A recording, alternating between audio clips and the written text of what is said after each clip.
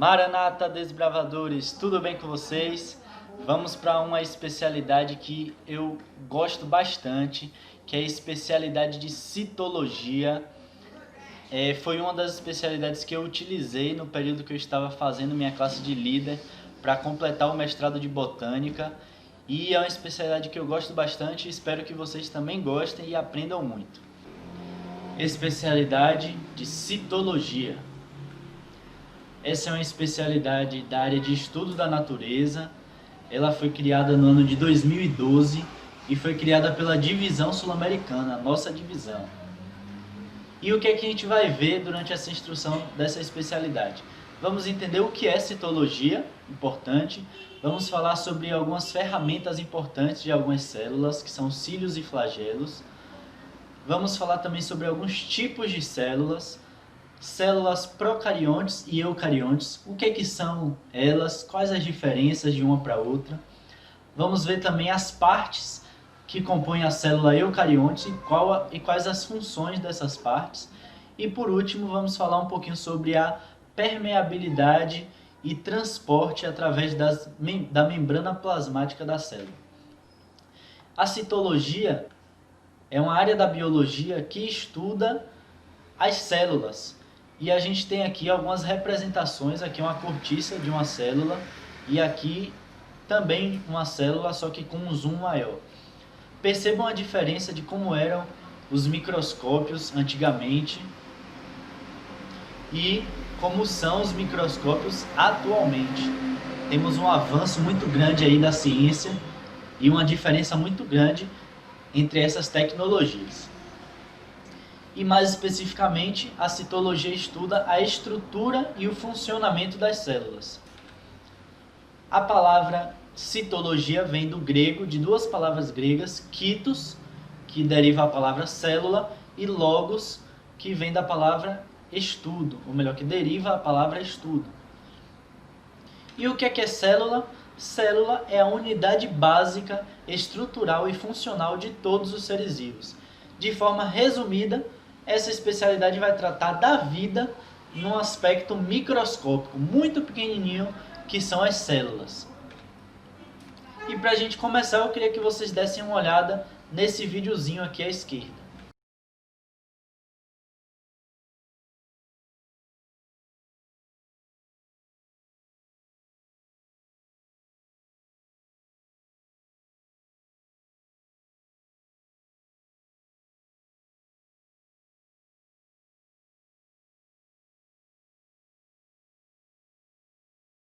Isso aí é a representação de uma bactéria e do flagelo, apenas do flagelo de uma bactéria. O que é que eu quero mostrar com isso para vocês? A complexidade que há num ser, entre aspas, entre muitas aspas, simples, mas ele já é tão complexo. Percebam a obra de engenharia que está por trás de um flagelo de uma bactéria. Mostra o design do nosso Criador. É uma engenharia muito avançada que o nosso Deus colocou em prática nos seres vivos. E uma outra coisa interessante é como é que esses flagelos se comportam, né? Eles estão presentes, é uma ferramenta que está presente em algumas células e são dois tipos diferentes, né? Os cílios e os flagelos. Eles são muito parecidos e a diferença básica entre os dois está no tamanho dos cílios, que são um pouco menores, e os flagelos são um pouco maiores. Mas eles têm um comportamento bem parecido e a função também bem parecida. Agora, o movimento deles, os cílios se movimentam assim, ó, nessa forma de vai e vem, enquanto que os flagelos têm esse movimento mais ondulatório. Mas o que são os cílios e flagelos? São alguns filamentos que auxiliam na locomoção, respiração e alimentação das células, de algumas células. Eles estão presentes nas bactérias e estão reforçando qual é a utilidade dos cílios e flagelos, locomoção, respiração e alimentação das células, certo? E nós possuímos uma diversidade muito grande de células no nosso organismo e nos demais seres vivos também. Existem células ovaladas, está ali no tecido epitelial, células estreladas, que são os nossos neurônios, células no formato discoide, que são, um exemplo aí, as hemácias, bastonetes, que são algumas células das bactérias, fusiformes, que são alongadas, célula do músculo, por exemplo, cocos, que são também algumas células de bactérias, células esféricas, por exemplo, os ovócitos, que estão ali nos ovários femininos, produzidos pelas mulheres ou pelas fêmeas. A gente não vai se aprofundar muito nisso aqui, porque vai fazer parte da pesquisa que vocês vão fazer e eu vou explicar lá no final. Um outro tipo de célula muito importante são as células tronco. Elas são células autorrenováveis. Elas são capazes de se duplicar ou de se clonar. E por que essas células são importantes? Olha só quais são os 3 tipos de células tronco. Embrionárias, que são pluripotentes, ou seja, elas, a partir dessas células tronco embrionárias, é que são produzidas, são formadas todas as outras células do nosso corpo, que estão presentes ali nos fetos. A partir das células embrionárias se desenvolve todo o organismo ali do feto até se tornar um ser adulto. As células do cordão umbilical e as células tronco adultas. Essas duas últimas são consideradas multipotentes, porque elas dão origem a alguns tipos de células, mas não a todas, como as embrionárias.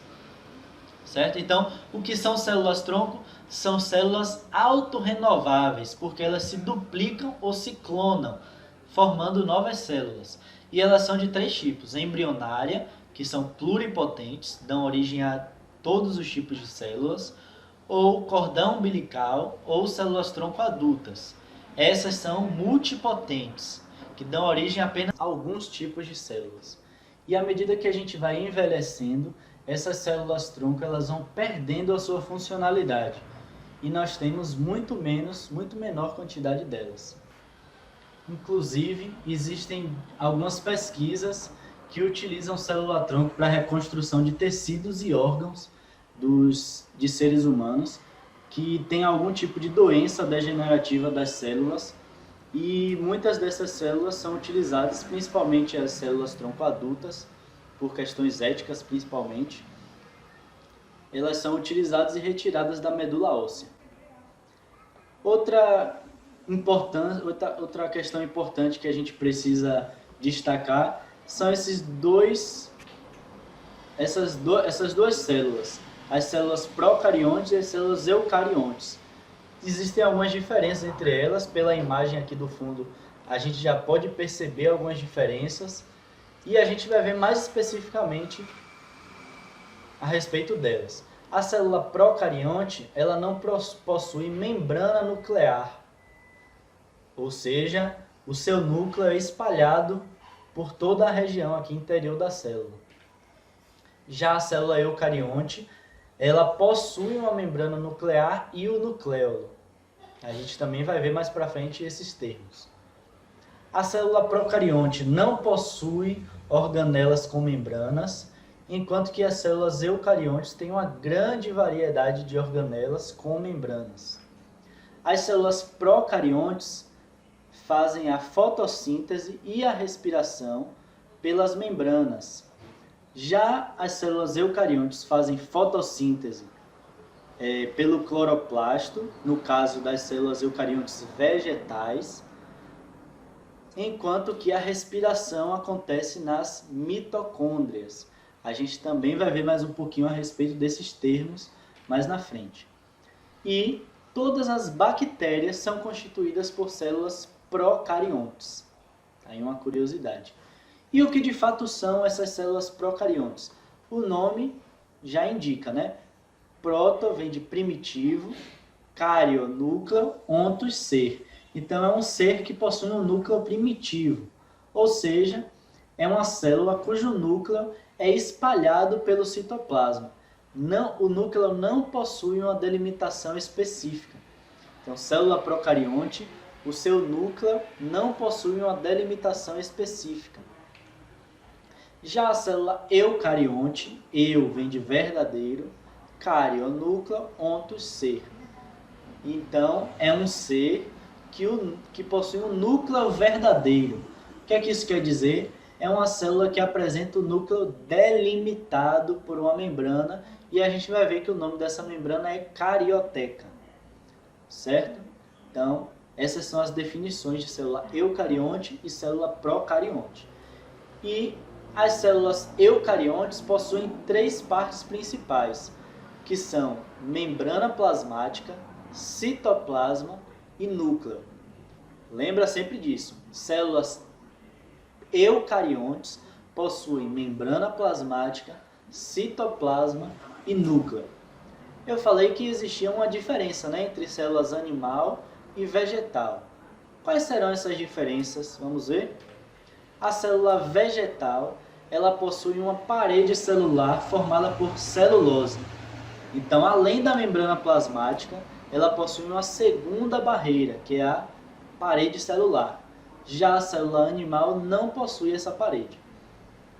A célula vegetal armazena energia como amido, enquanto que a célula animal armazena energia em forma de glicogênio.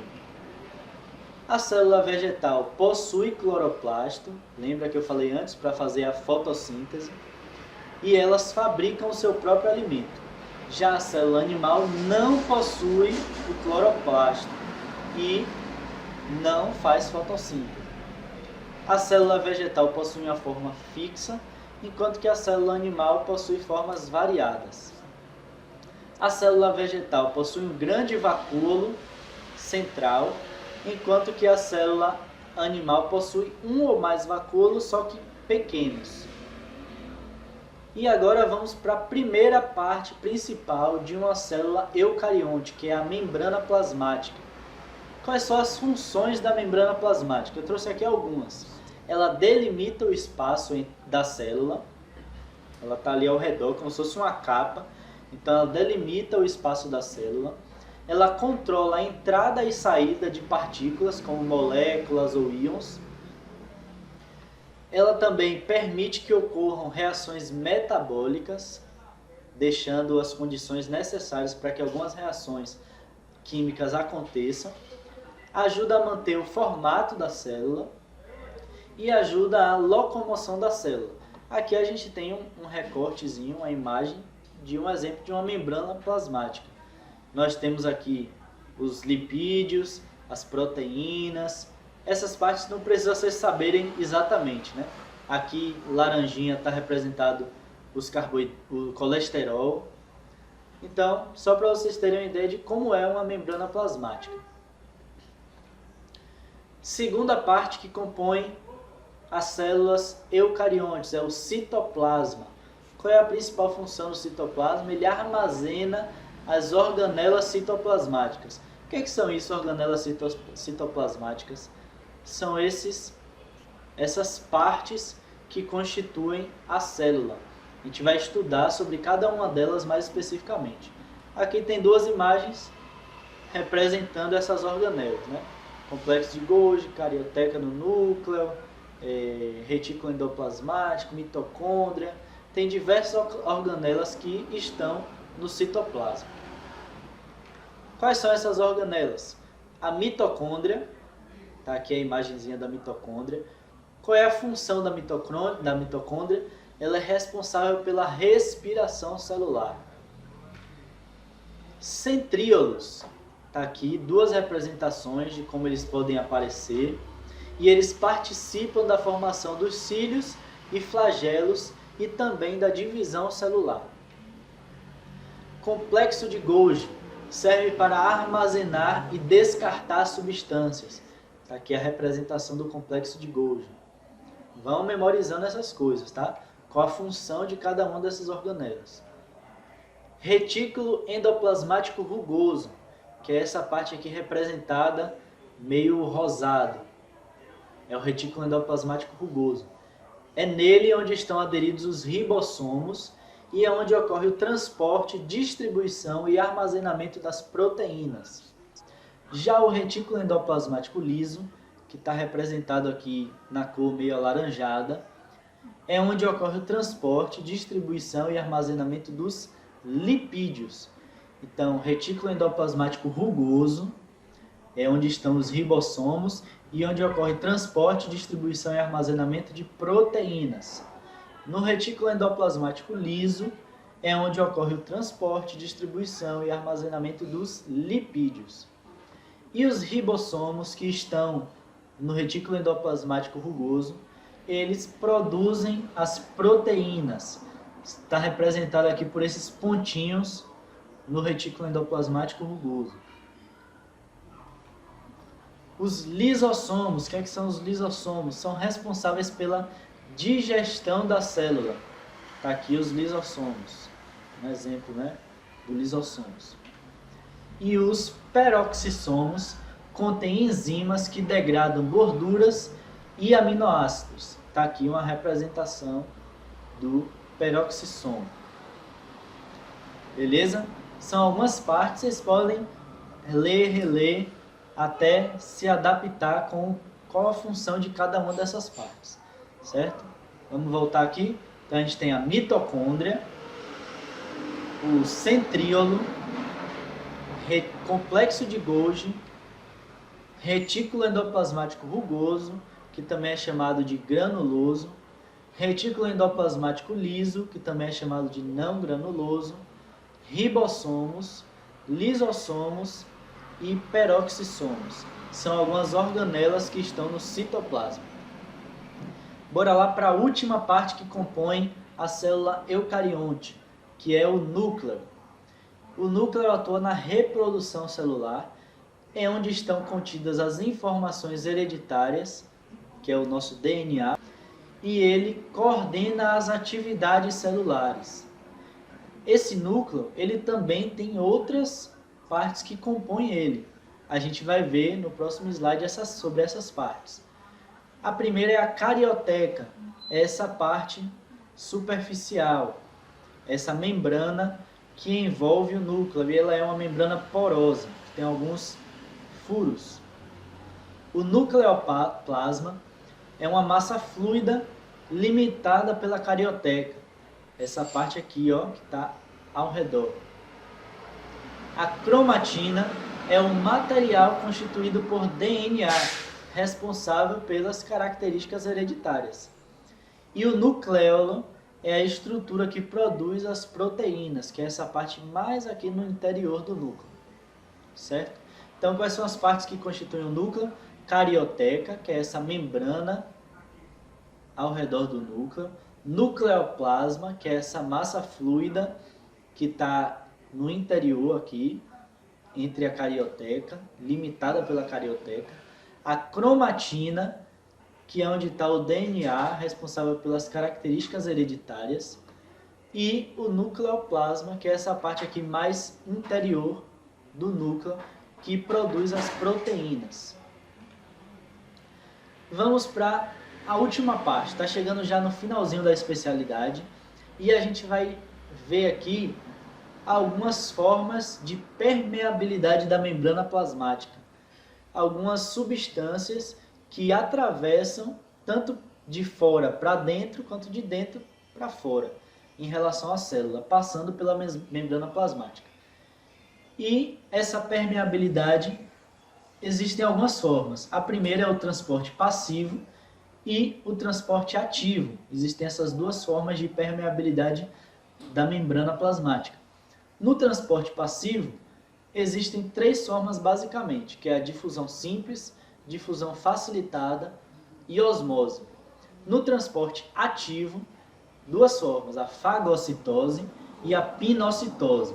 A gente vai ver cada uma dessas coisas especificamente, tá? Então, na permeabilidade da membrana plasmática, nós temos aí o transporte ativo, é uma das formas, que é quando a passagem de substâncias pela membrana plasmática envolve gasto de energia. A célula precisa de um gasto de energia para que essa passagem aconteça. Já no transporte passivo, é quando a passagem de substâncias pela membrana plasmática não envolve gasto de energia. Certo? Então, essa é a diferença entre o transporte ativo e o transporte passivo. No transporte ativo, envolve gasto de energia.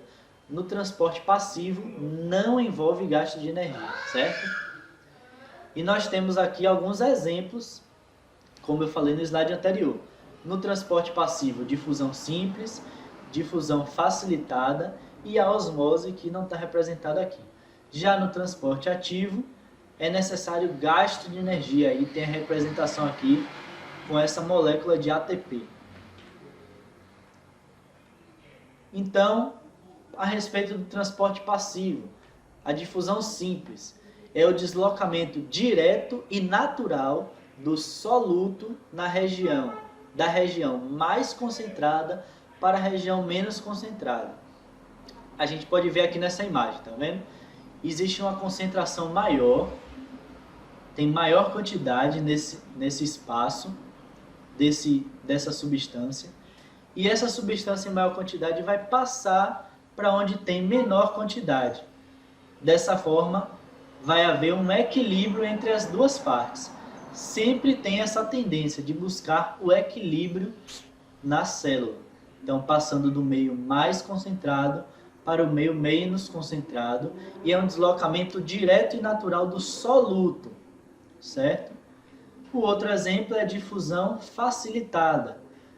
Ocorre também um deslocamento, só que agora com o auxílio de algumas substâncias, que são chamadas de permeases.